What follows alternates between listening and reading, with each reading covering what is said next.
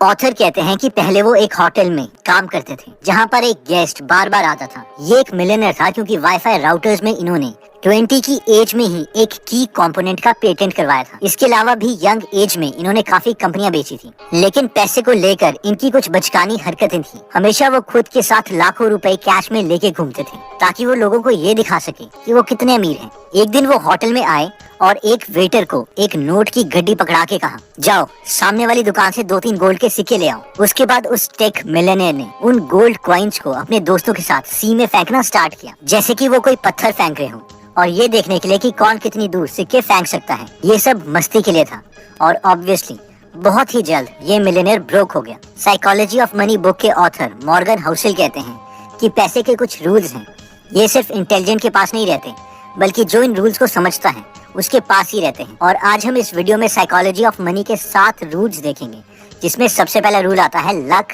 And risk. Bill Gates जब 13 साल के थे तब उन्हें क्लासमेट मिला जिसका नाम था पॉल एलन। एलन ऑब्सेस्ड थे अपने स्कूल कंप्यूटर से और दोनों की जोड़ी बन गई। उस टाइम पर कंप्यूटर्स बहुत नए थे और हर किसी स्कूल के पास कंप्यूटर्स नहीं होते थे, लेकिन लेक साइड स्कूल एक ऐसी जगह थी जिन्होंने उस वक्त कंप्यूटर्स में इन्वेस्ट किया था। अगर एग्जैक्ट कैलकुलेशंस की बात करें तो 1968 में 303 मिलियन बच्चे थे जिनकी एज हाई स्कूल में जाने लायक थी। इनमें से 18 मिलियन बच्चे यूनाइटेड स्टेट्स में रहते थे, जिसमें से 2,70,000 बच्चे वॉशिंगटन स्टेट में थे, 1 लाख सियाटल एरिया में थे और सिर्फ 300 बच्चे लेक साइड स्कूल में पढ़ाई कर रहे थे। यानी 1968 में 303 मिलियन में से सिर्फ 300 बच्चों के पास अपॉर्चुनिटी थी कि वो कंप्यूटर्स पर काम कर सके, यानी 1 in a million अपॉर्चुनिटी। और उन 300 बच्चों में से बिल गेट्स एक बच्चे थे। बिल गेट्स ने खुद माना था कि अगर लेक साइड नहीं होता तो माइक्रोसॉफ्ट नहीं बन पाता। लेकिन क्या आपको केंट इवेंट्स की स्टोरी के बारे में पता है? केंट भी उन 300 बच्चों में से एक थे जो लेक साइड स्कूल में बिल गेट्स के साथ पढ़ाई कर रहे थे। बिल गेट्स और केंट 8th स्टैंडर्ड में एक बहुत अच्छे फ्रेंड्स बन गए थे और बिल के अकॉर्डिंग केंट मैथ्स में एक्स्ट्रा ऑर्डिनरी थे। एक बार लेक साइड स्कूल में प्रॉब्लम आ रही थी कि स्कूल में बच्चे जो क्लास अपनी मर्जी की अटेंड करना चाहते हैं उसे कर सके, लेकिन इसे मैनुअली करना बहुत ज्यादा कॉम्प्लेक्स पड़ रहा था। स्कूल ने केंट और बिल गेट्स को इसका प्रोग्राम डिजाइन करने के लिए कहा और दोनों ने मिलकर इस प्रोग्राम को आसानी से बना दिया। बिल गेट्स और केंट इवेंट्स कंप्यूटर के फ्यूचर को लेके घंटों तक फोन पर बात करते रहते थे। बिल गेट्स कहते हैं, मुझे केंट का फोन नंबर अभी तक याद है, लेकिन इसके बावजूद हमें केंट का नाम अभी तक नहीं पता। एक्चुअल में हुआ ये था कि माउंटेनियरिंग करते वक्त केंट की डेथ हो गई थी। 1 मिलियन में एक ही इंसान माउंटेनियरिंग से मरता है और अनफॉर्चुनेटली वो केंट थे। इन शॉर्ट दोनों बिल गेट्स और केंट के लिए लक ने काम किया था,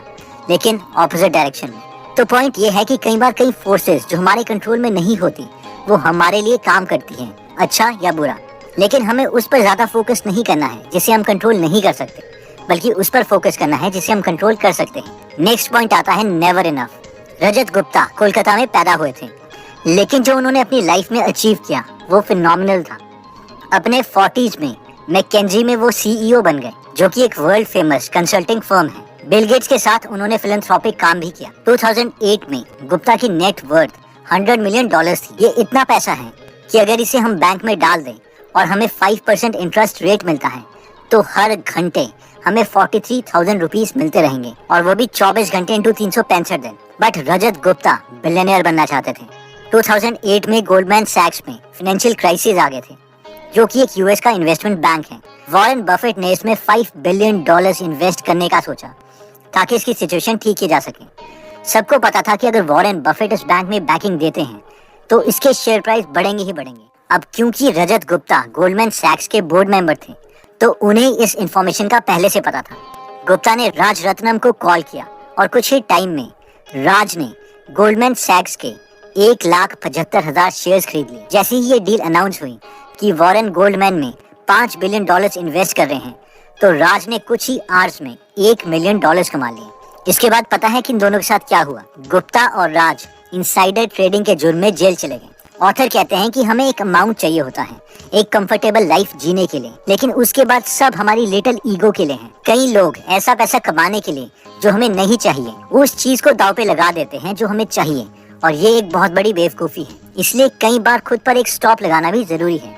नेक्स्ट पॉइंट आता है कंफाउंडिंग कंपाउंडिंग। वॉरेन बफेट के ऊपर 2000 से भी ज्यादा बुक्स लिखी जा चुकी हैं और ऑब्वियसली सब मानते हैं कि वॉरेन एक बहुत ही अच्छे इन्वेस्टर हैं, लेकिन बहुत ही कम लोगों को पता है कि वॉरेन बचपन से ही बहुत अच्छे इन्वेस्टर थे। वॉरेन की नेट वर्थ अप्रोक्सीमेटली $84.5 बिलियन है, जिसमें से 99.6% वेल्थ यानी $84.2 बिलियन उन्होंने कमाए हैं अपने 50th बर्थडे के बाद, जिसमें से $81.5 बिलियन उन्होंने कमाए जब सारे रिटायरमेंट ले लेते हैं यानी 60 की एज के बाद।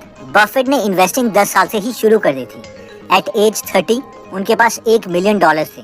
जस्ट इमेजिन अगर वो एक नॉर्मल इंसान होते और 20 की एज में वो कुछ नया करने के लिए सोचते, तब उनके पास 30 की एज में $25,000 के करीब होते। और अगर एक नॉर्मल इंसान की तरह 60 की एज में वो रिटायरमेंट ले लेते, तो अगर हम उनका नॉर्मल 22% रेट ऑफ रिटर्न लेते हैं तो भी उनके पास सिर्फ $11.9 मिलियन होते, यानी अभी की नेट वर्थ के 99.9% कम पैसे।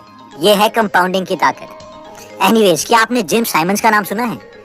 जिम हेज फंड के एक हेड हैं जिन्होंने 1988 से पैसे को ऑन एन एवरेज 66% रेट से कंपाउंड किया है, जबकि वॉरेन बफेट ने करीबन 22% से कंपाउंड किया है। साइमन की नेट वर्थ करीबन $23 बिलियन है, यानी वॉरेन के करीबन 75% का। लेकिन ऐसा क्यों? ऑब्वियसली रीजन है कंपाउंडिंग। साइमंस ने इन्वेस्टमेंट स्टार्ट करी थी 50 की उम्र में, लेकिन वॉरेन ने 10 की उम्र में।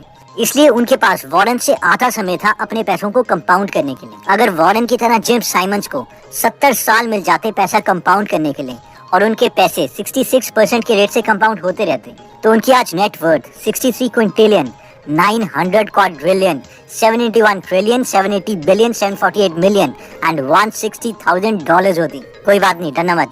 अगर हम भी अपने पैसे को कंपाउंड करना चाहते हैं तो इसका एक मेथड ऑब्वियसली है इन्वेस्टिंग, जिसमें हम प्रॉफिटेबल स्टेबल कंपनी के शेयर्स को लेके लंबे समय तक होल्ड कर सकते ताकि वो कंपाउंड कर सके। इन्वेस्टमेंट के लिए काफी प्लेटफॉर्म्स अवेलेबल हैं, जिनमें से एक प्लेटफॉर्म 5 पैसा है। अगर हमारी एज 25 साल से कम है और हम इन्वेस्टमेंट करना चाहते हैं तो इसके लिए 5 पैसा हमारे लिए ऑफर लेके आया है, जिसमें हमें कोई अकाउंट ओपनिंग फीस नहीं देनी पड़ेगी, कोई ब्रोकरेज फीस नहीं देनी पड़ेगी, अकाउंट मेंटेनेंस यानी कोई AMC चार्जेस नहीं देने पड़ेंगे। डिलीवरी ट्रेड्स में सेल करते वक्त हमें CDSL को DP चार्जेस चुकाने पड़ते हैं। ब्रोकिंग इंडस्ट्री में सबसे कम DP चार्जेस 5 पैसा के हैं, जिसके लिए हमें ₹5 चुकाने पड़ते हैं, जबकि बाकी जगह हमें ₹15 तक देने पड़ सकते हैं। डायरेक्ट म्यूचुअल फंड में इन्वेस्ट करने के लिए हमें कोई प्लेटफॉर्म फी या कोई कमीशन देने की जरूरत नहीं है। 5 पैसा स्कूल की लर्निंग ऐप भी है, जहां पर एक कॉन्सेप्ट 1 मिनट में सिखाया जाता है। एंड्रॉइड यूजर इस एप्लीकेशन को प्ले स्टोर पर जाके डायरेक्ट डाउनलोड कर सकते हैं, जबकि iPhone users directly website school.5paisa.com पर जाके डाउनलोड कर सकते हैं। बस एक बात का ध्यान रखिए कि डीमैट अकाउंट खोलते वक्त young Wester promo code use करना ना भूलें। दोस्तों, इस वीडियो में हमने टोटल 7 पॉइंट्स देखे थे, जिसमें पहला था